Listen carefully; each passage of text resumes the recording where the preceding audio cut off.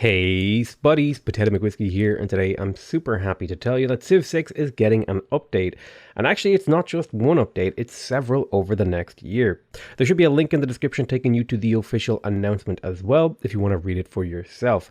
I have a bunch of screenshots we're going to go over later as well in the video, so stick around if you want to see that. And there are some really exciting looking things like meteors raining from the sky and forests ablaze, as well as a sneak peek at some new natural wonders. I am super thankful for 2K and Firaxis for letting me know that this was coming a little bit ahead of time. I've been actually brimming with excitement since I found out about it. The basic short version of the story is that they plan to release a season pass for Civ 6 called the New Frontier Pass, which will be 6 individual DLC packs released over the next year from May 2020 to March 2021. A total of 8 new civilizations and 9 new leaders, alongside a host of new game modes and other features. Right now, the confirmed civs are Maya and Grand Colombia in the first pack and Ethiopia in the second pack. Beyond that, I have no idea, but if you have a good guess, throw it down in the comments and we'll see if you manage to guess right when the time comes. The first pack will be coming May 2020 and will have the Maya and Grand Colombia civs, like I said, a new game mode, and my current prediction is that it's some kind of natural disaster survival scenario, since that game mode requires Gathering Storm, which this part of the script is a little bit redundant. Since I recorded this, I found a graphic confirming that it is an apocalypse themed game mode. But there will also be new city-states, new resources, and natural wonders in this pack as well. The second pack is the Ethiopia Pack, coming in July 2020 with the new Civ and Leader, another new game mode that requires either Gathering Storm or Rise and Fall to play, called the Secret Societies game mode. I'm guessing it has something to do with placing governors and using spies in abundance. There'll also be a new district as well in this pack, and there will be 2 new buildings. The third pack will add 2 new civilizations and leaders, is coming in September 2020, includes more world wonders, a new map, and another new game mode that we currently have no hints about. The fourth pack will also be bringing more of the same, a new civ, a new leader, as well as a new game mode, some extra city-states, and a bunch of new great people. And that one will be releasing in November 2020. The fifth pack adds 1 more civilization, 2 new leaders, which could be 2 for the same civs, or perhaps another existing civilization getting a shiny new leader, and that one will be available in January 2021. And the 6th and final pack will add another new civilization and leader, a new game mode, some new world wonders, and a whole new map, and will be coming in March 2021. Based on this alone, I'm going to be a very busy bee over the next year, so keep your eye out for new videos, analysis, gameplay footage of these coming features, and don't forget to subscribe if you want to see those. The new game modes will kind of be like mods that can overhaul the gameplay with new improvements, buildings, and so on. And so it's not just a sort of simple window dressing on the normal gameplay. It'll actually be something that you can kind of activate at the start of your game. It's like, oh, I want to play Apocalypse mode. I think. I would have to double check. I don't know. I haven't actually played it myself. There's also an exclusive bonus for those who buy the full Frontier Pack, where you get 2 new alternate leaders for America and France, who will have new models, personalities, gameplay bonuses, and so on. Rough Rider Teddy will excel at keeping the peace on his home continent, and Magnificence Catherine will be able to use luxuries to overwhelm the world with culture and tourism. They will be coming with the second DLC pack in July 2020. One thing I haven't mentioned is that there is some part of this will be freely available to all players in the form of free updates. I don't exactly know which parts will be free, but reading the press release, it said, quote, "As part of the overall content roadmap for Civilization 6, Firaxis will also be providing free updates in between DLC packs that feature new maps, scenarios, balance updates, and more available to anyone who owns the game." This kind of feeds into the speculation about the name of this DLC that was rumored a while ago, and it was called Runner. And I think it kind of says that their plan for the update with Civ 6 means they're doing a marathon and not a sprint. They're going to be sticking with this game for a long time. I've been saying this for years now, that the developers have seen the success of models like games like Crusader Kings 2, like Europa Universalis 4, and have kind of opted to take a very long tail of support for a game like Civ 6 and really build it up into an even bigger powerhouse that it is. I would also be surprised if we didn't see, I don't know this for certain, but I would expect to start seeing, like, after this announcement, I would expect to see more like developer live streams. I would expect to see them to release like civilization overviews, all that sort of jazz. Like, I expect all of that sort of stuff to be coming over the next few weeks and continuously over the next year, actually, which really has me excited for Civ 6. You know, I think the game is the most exciting when the developers are doing that kind of thing, when they're communicating with us. they often leave us a little bit in the dark because they like to just hear what we're talking about and not sort of poison the well with their feedback. But now that we've covered the press release, some of that in there was my speculation, by the way. That's not part of the press release. Let's take a look at some of the screenshots they provided. In this first screenshot, you can see a comet impact in the apocalypse mode. It looks absolutely fantastic, and I'm expecting the inhabitants of this city are not going to be overjoyed by being struck by a comet. I don't really see a whole lot more in terms of interesting details here aside from the comet itself. Everything looks fairly normal, like there's farms over here, there's cattle, a little bit of resources in the background, looks like some coal in the foreground and a mobile SAM.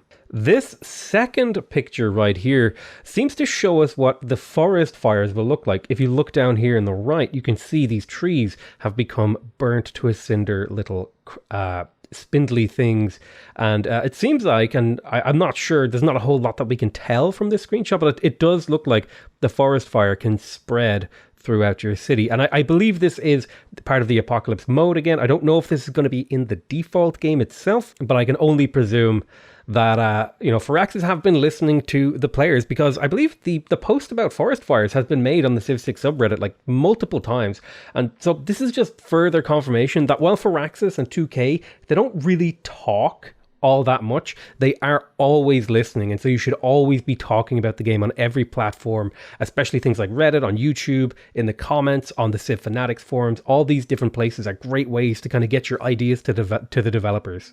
Now this looks like a meteor shower, and this is also a part of the apocalypse mode.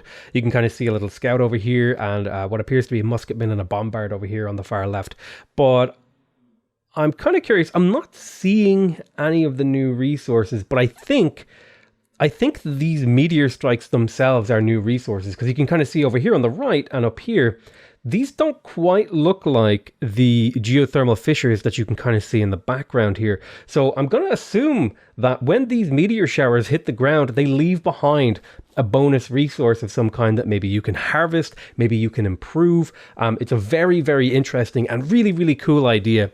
And honestly, this sort of stuff just really makes me think of when we do get like full modding capabilities and like the modding community in Civ 6 really matures, that we're going to be able to see some really incredible stuff, like futuristic interpretations of Civ 6 and all that sort of jazz.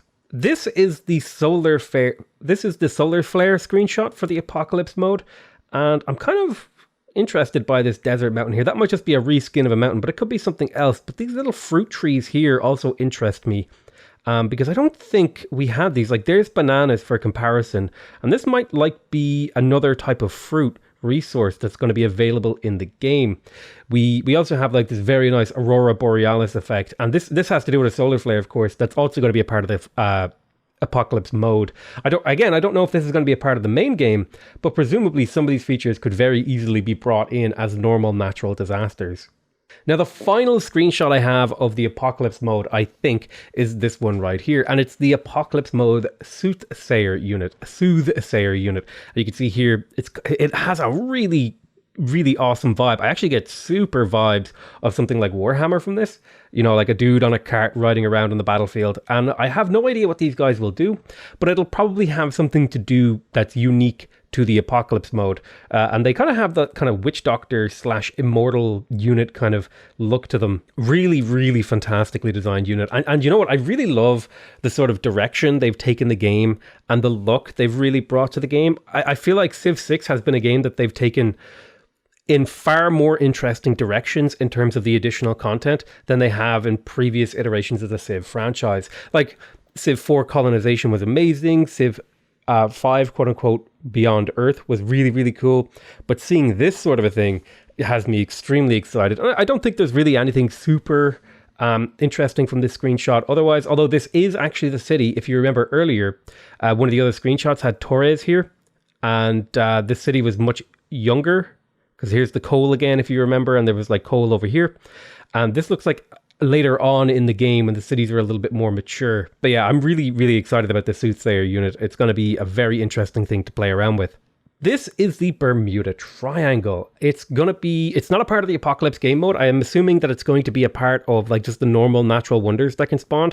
And my God, does it look interesting. Visually looks just incredible, in my opinion. It looks absolutely unreal. And I'm kind of curious about this because it doesn't seem to spawn too close to land. So this might be a natural wonder that doesn't necessarily give you benefits for owning it, but might be something that you get benefits for moving units into it, a lot like the Giant's Causeway, for example. And perhaps it acts as like some kind of wormhole that teleports your units around the map. Maybe it gives your units some kind of unique promotion that you can't get anywhere else. Very, very excited to see what this wonder does, and I think it looks amazing. And I also want to take a moment to appreciate just how good the game looks in general. And you can kind of see little fish and whales in the ocean over here as well. This is the Fountain of Youth. I think you can see a little bit of cotton over here. I've been kind of taking my time to look at these screenshots and see if I can just catch any more hints of bonus resources. I can't tell if that's one that we've already seen. That probably could be just wheat, but it's like green or something. But this is the Fountain of Youth, and I'm going to presume that this is going to give you sort of the general lake bonuses that natural wonders do, stuff like fresh water, stuff like this. I imagine this is going to be the growth. This is going to be the growth lake. It's going to give you a ton of growth, kind of like Lake Victoria from Civ 5. Not much else to really say about it. I think it looks fantastic, and I'm really excited to see what you can actually do with it. As for the final screenshot, we have here the Paititi. I don't know exactly how I'm supposed to say that, but it's like Paititi. So it might be like Paititi or Paititi. I'm not sure. But what's really interesting about this natural wonder is that it has buildings on it.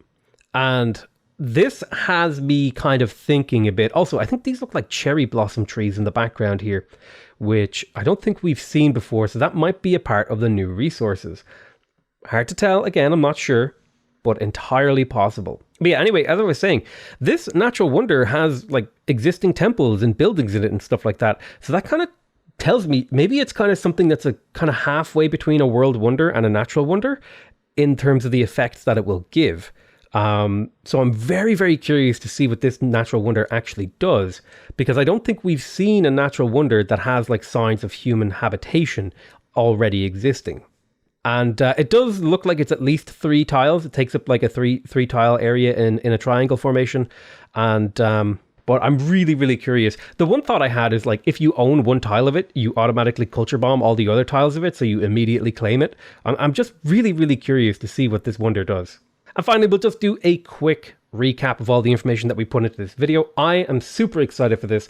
In May, we're going to be getting the Mayan and Grand Columbia pack. In July, we're going to be getting the Ethiopia pack and everything that brings. September, we're going to be getting another pack. November, we'll get another pack. January, we'll get a pack. And next March, we will, of course, get another pack. And plus, there will be free updates for all players and all sorts of content. I want to thank you guys so much for watching this video. I really, really appreciate it. And I want to thank 2K and Firaxis for letting me, be a part of like this announcement, even if it's in kind of just me making my own content and putting it out there like almost like a journalist, but I'm not a journalist or something. But yeah, I'm just super excited for this, and we'll be covering all this information as it comes to us. I think there might be like little announcements coming during the weeks to come, up until the launch of the May expansion. So that's going to be an absolutely gargantuan amount of content just coming out of this YouTube channel. I'm going to be analyzing these civs.